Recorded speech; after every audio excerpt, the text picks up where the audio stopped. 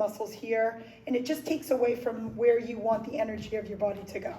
Okay, so good. Now just bring your ear to your shoulder. Again, try not to bring the rest of your body with you. Try to stay midline, shoulders are back, ear, shoulder, hip, ankle. You're striving to be in one line, and bring your ear to your shoulder. Even push maybe the opposite arm away so you feel over the top of the shoulder, down the arm. And again, try to just relax into it, and then roll the chin to the chest, and then go to the other side. So start to take inventory. Oh, going to my right, I'm a little bit more sore. I just caught myself, I'm leaning more through my right leg. So you stay grounded equally left to right. Okay, so that's really super important.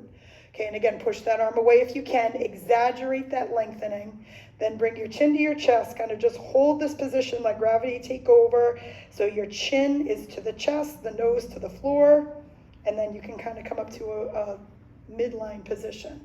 Okay, so now as far as your legs, just because we'll get into the lunges, so I just want everybody to step back with their, why don't you step back with your right leg, so you have to come forward and do whatever you feel that your a comfortable step. More narrow would be, I'm really strong right now, my balance is good. If you're feeling it's a lot going on, I'm just waking up, widen your base of support. So Sandra, step that right leg out a little bit more.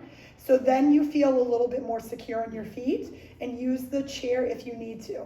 Now when you bend that front leg, the back leg is straight. So technically you would feel potentially a stretch in the front part of your right hip and down maybe the quad, and feeling heat in the front leg. So Sherry, I would step forward with your right leg a little bit more. Yep.